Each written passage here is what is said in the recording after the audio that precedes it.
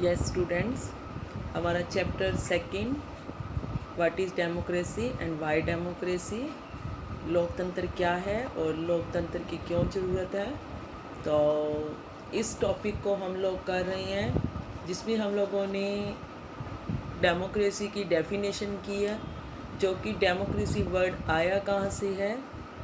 एक Greek word डेमोक्रेशिया से आया ये, जिसमें डिमोस का मतलब पीपल और क्रेशिया का मतलब रूल है। और अगर हम लोग अब्राहम लिंकन की एक डेफिनेशन देखते हैं, democracy is that government which is by the people for the people and of the people. उसके साथ साथ क्या है, democracy is a form of government in which the ruler are elected by the people. तो इस type से जो है आज हम लोग डेमोक्रेसी की फीचर्स जानेंगे और इसको हम लोग साथ साथ अपने चैप्टर में से भी रीड करेंगे, जिससे कि आप लोगों को बहुत अच्छे से क्लियर हो जाएगा। तो फर्स्ट है इसमें major decisions are taken by the elected leaders. क्या है कि डेमोक्रेसी के अंदर जो मेजर डिसीजंस होते हैं वो चुने हुए लीडर लेते हैं। तो यहाँ पर हम लोग कई एग्जाम्पल देखेंगे कई कंट्रीज़ की, जिसके भी यहाँ पर हम बता पाएंगे कि वाकई में इन कंट्रीज़ के अंदर डेमोक्रेसी है या नहीं है, और हमारे इंडिया में डेमोक्रेसी है या किस टाइप से डेमोक्रेसी पूरी तरह से जो है वर्क कर रही है। क्योंकि इंडिया जो है सबसे बड़ा डेमोक्रेटिक कंट्री माना जाता है। इंडिया के अंदर बहुत सारी चीज़ों के मामले में जो है, सब चीज़ों के मामले में जो है इंडिया को डेमोक्रेटिक कहा जाता है। तो आज हम इसके फीचर्स जानेंगे। यहाँ पर major decisions are taken by elected leaders. तो मुख्य फैसले जो हैं इलेक्टेड लीडर्स के द्वारा लिए जाते हैं। अगर हम पाकिस्तान का एग्ज़ाम्पल लें, आप अपनी अब बुक में आओ और देखो अपनी बुक में, इन पाकिस्तान जनरल परवेज मुशर्रफ लेड ए मिलिट्री को इन अक्टूबर 1999। अक्टूबर 99 में जनरल परवेज मुशर्रफ ने जो है एक सैनिक तख्ता पलट कर दिया था पाकिस्तान के अंदर। उसने वहाँ पे डेमोक्रेटिक जो इलेक्टेड गवर्नमेंट थी उसको हटाकर खुद को वहाँ का चीफ एग्जीक्यूटिव यानी मुख्य कार्यकारी घोषित कर दिया। बाद में उसने जो अपना डेजिग्नेशन पद भी चेंज कर दिया और उसने अपने आप को प्रेसिडेंट बना दिया। और 2002 में उसने जो कंट्री की अंदर जो एक जो उसने कॉन्स्टिट्यूशन के अंदर चेंज किया और ख़ुद को जो है 5 साल के लिए अपना कार्यकाल भी बढ़ा दिया।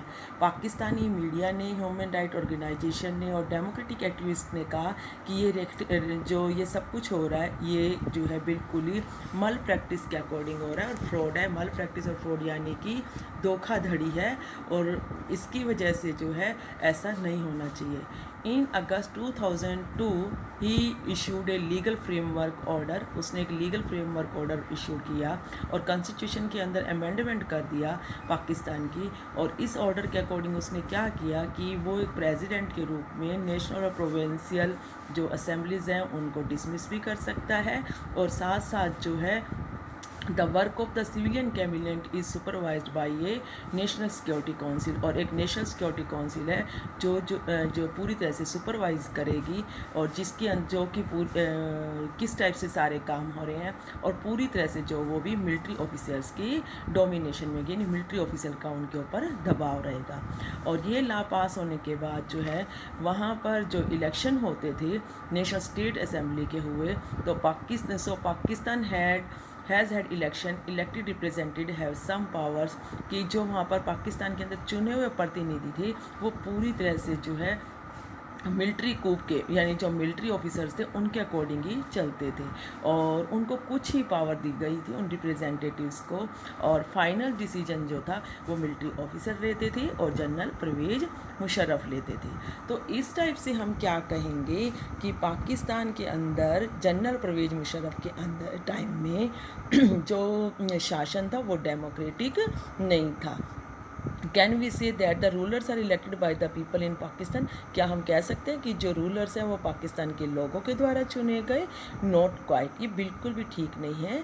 People may have elected their representative to the national provincial assemblies, लोग चुन सकते थे लेकिन but those elected representatives are not really, लेकिन वो वास्तव में जो है रूलर नहीं थे, वो कोई भी जो है फाइनल डिसीजन नहीं ले सकते थे। The power to take final decision rest with army officers, और जो आर्मी के ऑफिसर्स थे वही पूरी तरह से जो है डिसीजन लेते थे और जनरल परवेज मुशर्रफ की तरफ से ही डिसीजन लिए जाते थे। तो हम इस टाइप से हम कह सकते हैं कि पाकिस्तान के अंदर जो है डेमोक्रेसी नहीं थी। क्यों? क्योंकि जो इलेक्टेड पर्सनस थे, लीडर्स थे, उनके हाथ में कोई भी पावर नहीं थी। सारी पावर किसके हाथ में थी? सारी पावर जो है वहाँ पर जनरल परवेज मुशर्रफ और आर्मी ऑफिसर के हाथ में थी।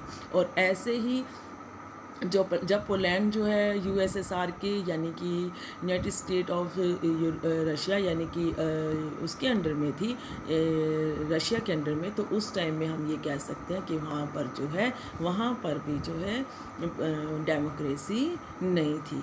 तो उसके लिए हमारी मेन डेफिनेशन ये हो गई कि डेमोक्रेसी के अंदर क्या होता है, फाइनल डिसीजन जो है वहाँ के चुने हुए प्रतिनिधियों के द्वारा ही लिए जाते हैं। फिर है free and fair competition, electoral competition, जो हमारी सेकंड फीचर्स है।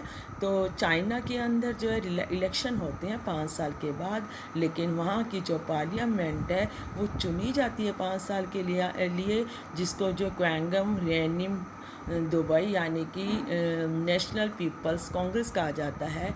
और नेशनल पीपल कांग्रेस के पास जो है प्रेसिडेंट को अपॉइंट करने की पावर है, और इसके अंदर पूरे देश से 3000 प्रतिनिधि चुने जाते हैं। और China some members are elected by the army, कुछ मेंबर्स इनमें जो हैं आर्मी के द्वारा भी चुने जाते हैं। लेकिन जब भी इसके कैंडिडेट इलेक्शन के लिए खड़े होते हैं तो उनको चाइनीज़ कम्युनिस्ट पार्टी, जो कि वहाँ की कम्युनिस्ट पार्टी है, उससे परमिशन लेनी पड़ती है। और इसीलिए जब भी वहाँ पर only those who are members of the Chinese communist party और 8 स्मॉलेस्ट पार्टी, जो वहाँ की 8 छोटी पार्टियाँ हैं और चाइनीज़ कम्युनिस्ट पार्टी है, उनके बीच में इलेक्शन के लिए अलाउ तो होता है, कॉन्टेक्स्ट भी होता है इलेक्शंस का, लेकिन 2002-3 की बात कर रही हूँ यहाँ पे। तो लेकिन गवर्नमेंट जो हमेशा कम्युनिस्ट पार्टी की बनती है। तो हम ये कह सकते हैं कि वहाँ पर भी इलेक्शन जो है फ्री और फेयर नहीं है। यानी कि अगर कोई और पार्टी के कैंडिडेट जीत जाते हैं तो भी उनकी कोई वैल्यू नहीं होती। वैल्यू किसकी होती है? ओनली जो चाइना की कम्युनिस्ट पार्टी है उसके चुने हुए प्रतिनिधियों की। और हमेशा सरकार भी जो बनती है कम्युनिस्ट पार्टी की ही बनती है। ऐसे करके हम लोग मैक्सिको का इलेक्शन एग्ज़ाम्पल लेते हैं। मैक्सिको 1930 में इंडिपेंडेंट हुआ था, और जहाँ पे 6 साल के बाद इलेक्शन होते हैं। और वहाँ पर जो country has never been under a military और डिक्टेटर रूल, कंट्री जो है वो मिलिट्री के अंडर में नहीं है या डिक्टेटर रूल नहीं है, लेकिन 2000 तक, but until 2000 every election was one by A party. लेकिन 2000 तक जो है हमेशा एक ही पार्टी का जो है शासन रहा है, PRI क्या है? एक वहाँ की पार्टी है, इंस्टीट्यूशनल रिवोल्यूशन पार्टी, जिसका ही हमेशा वहाँ पर शासन रहा है और उसी को जीत मिलती थी। अपोजिट वाले इलेक्शन में हिस्सा तो लेते थे लेकिन उनको कभी भी जीत हासिल नहीं होती थी। उसके साथ साथ क्या है, जीत हासिल करने के लिए जो हमेशा PRI ही जो है हर टाइम आगे आती थी। गवर्नमेंट के जो ऑफिसर्स थे उनको जो कहा जाता था कि वो बच्चों को कहें कि गवर्नमेंट के जो ऑफिसर्स होते थे उनको हमेशा ही इलेक्शन इनकी मीटिंग में पार्टिसिपेट करना होता था।